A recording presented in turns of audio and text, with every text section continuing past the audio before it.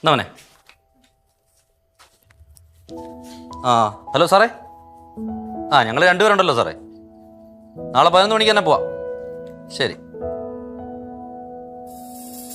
ഡാ, നിനക്കെന്തെങ്കിലും തിന്നാൻ വാങ്ങിക്കൊണ്ട് വന്നാൽ നീ തിന്നണം, അല്ലാതെ വിതരണത്തിന് നിൽക്കരുത് കേട്ടോ. പറഞ്ഞേ കരി പോകത്ത്. എന്തു ഏട്ടാ, എന്ത് പ്രശ്നം? അവൻ എന്തെങ്കിലും വാങ്ങിക്കൊണ്ട് വന്നാൽ അവൻ കഴിച്ചാൽ പോരെ, അവൻ വിതരണത്തിന് നിൽക്കുന്ന എന്തിനാ? അതിന് എന്റെ കുഞ്ഞിനെ എന്തിനാ ചേട്ടൻ വഴക്ക് പറയുന്നത്? എന്തോ ഒരു സാധനം കൊണ്ടുവന്നാലും അത് വായി നോക്കിക്കൊണ്ടിരിക്കുന്ന ഈ നശൂലത്തിനെ പറഞ്ഞാൽ പോരായോ? ഇങ്ങോട്ടാ സാധനം. നിന്റെ അമ്മച്ചി വന്നിട്ട് പറയാൻ നിനക്ക് ഞാനൊരു സാധനം തന്നില്ലെന്ന്. എന്തൊരു കഷ്ടമാ ദൈവമേ ഇത്. എന്തോ മോളെ? ഒന്നെങ്കിൽ നിങ്ങളുടെ കൊച്ചിന് സാധനം വാങ്ങിച്ചു കൊടുക്കണം, അല്ലെങ്കിൽ എന്റെ കൊച്ചിന് ഒന്നും തിന്നാൻ കിട്ടത്തില്ല. അവക്ക് അതൊന്നും വേണ്ട. നിന്നോട് ഞാൻ പലതവണ പറഞ്ഞിട്ടുണ്ട് റൂമിൽ വന്നിരുന്ന ആഹാരം കഴിക്കണമെന്ന്. എണിക്കടാ, നടക്കാൻ കൊടുക്കും.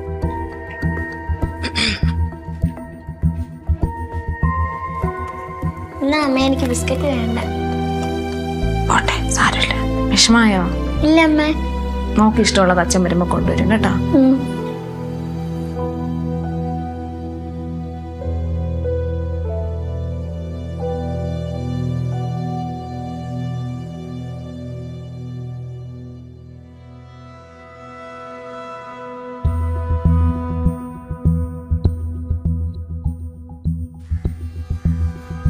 കയറാൻ വരട്ടെ. ഏട്ടാ, എനിക്ക് ഇവളോടൊരു കാര്യം പറയാനുണ്ട്.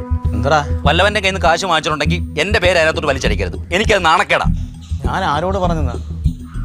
ഇന്ന് ആ ബ്ലേഡ് ജോയി വില്ലേജ് വന്നായിരുന്നു. എല്ലാവരെയും മുമ്പിൽ വെച്ചാ ഇയാൾ കാശ് വാങ്ങിച്ചത് തിരിച്ചു കൊടുക്കാൻ ഞാൻ ഇയാളോട് പറയണമെന്ന്. എനിക്കത് നാണക്കേടാണ്. എന്റെ തുലി ഒരിഞ്ഞു പോയി. എടാ, അയാൾക്ക് കൃത്യമായിട്ട് പലിശ കൊടുക്കുന്നുണ്ട്. പിന്നെന്താ അയാൾ നിന്റെ അടുത്ത് അങ്ങനെ പറഞ്ഞു? ആർക്കറിയാൻ കൊടുക്കുന്നുണ്ടെന്ന്? ഇയാൾ എവിടെങ്കിലും വാങ്ങിച്ചാൽ കൊടുക്കുന്ന ശീലമുണ്ടോ?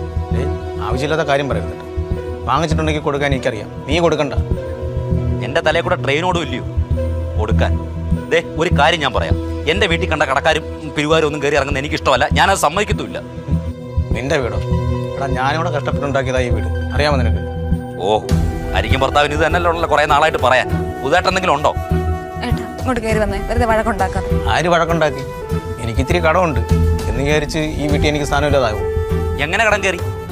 ഒരു നല്ല ജോലിയും കളഞ്ഞിട്ട് ഈ പെരക്കകത്ത് കയറി പെണ്ണുമ്പിള്ളയും കെട്ടിപ്പിടിച്ചിരിക്കുമ്പോൾ ആലോചിക്കണം. തോന്നിവാസം പറയരുത് കേട്ടോ. തോന്നിവാസോ? ഉള്ളതല്ലയോ പറഞ്ഞത്? അല്ലേ മക്കളെ, നിങ്ങൾ ഇതിനടന്ന് വഴക്കൂടാതെ മിനി, നീ അവനെ വിളിച്ചിട്ടുണ്ടാകത്തോട്ട് പോവാ. പിന്നെ അകത്തോട്ട് പോയില്ല, അങ്ങനെ നേരെ ചേട്ടനെ പിടിച്ച് മൂക്കി കയറ്റുവോ?